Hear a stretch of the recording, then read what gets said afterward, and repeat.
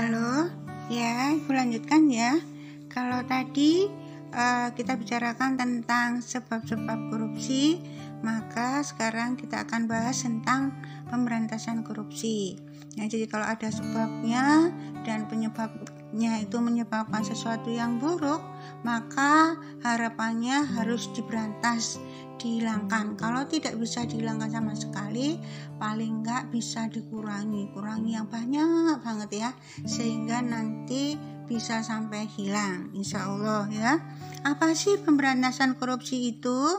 Ya, jadi pemberantasan korupsi adalah serangkaian tindakan untuk mencegah dan menanggulangi korupsi, di mana terdapat 3 unsur pembentuk, yaitu pencegahan, kemudian penindakan, kemudian peran serta masyarakat berdasarkan peraturan perundang-undangan yang berlaku. Apa maksudnya? Ya, jadi kalau kita dengar istilah pemberantasan korupsi, maka di pikiran kita harus ada bayangan atau image, yaitu suatu serangkaian tindakan ya yang terdiri dari mencegah dan menanggulangi. Apa itu mencegah dan apa itu menanggulangi? Mencegah itu adalah kegiatan yang dilakukan sebelum sesuatu terjadi.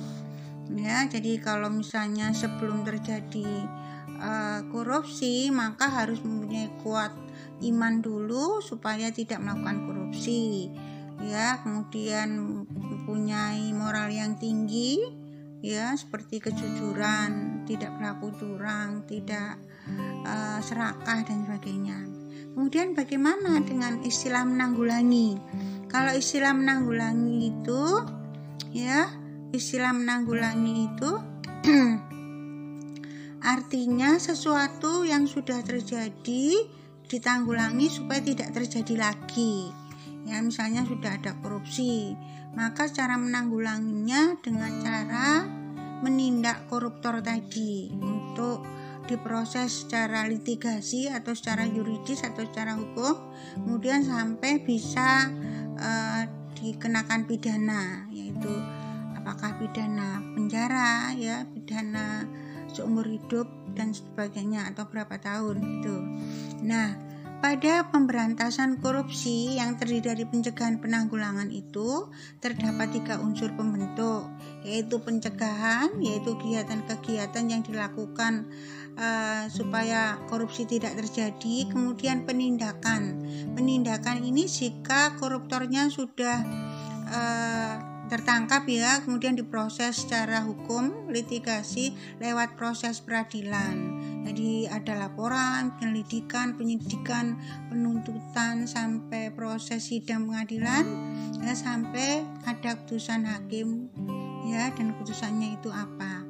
Kemudian ada peran serta masyarakat, ya, untuk mengurangi korupsi ini, yaitu dari kesadaran individu, ya, untuk tidak melakukan korupsi. Masyarakat sini adalah kumpulan-kumpulan individu, terutama individu-individu yang menjadi pimpinan dalam suatu departemen atau instansi, ya. Dia harus bisa memberi contoh yang baik supaya tidak melakukan korupsi, sehingga orang-orang yang dipimpinnya itu bisa mencontoh tidak melakukan korupsi.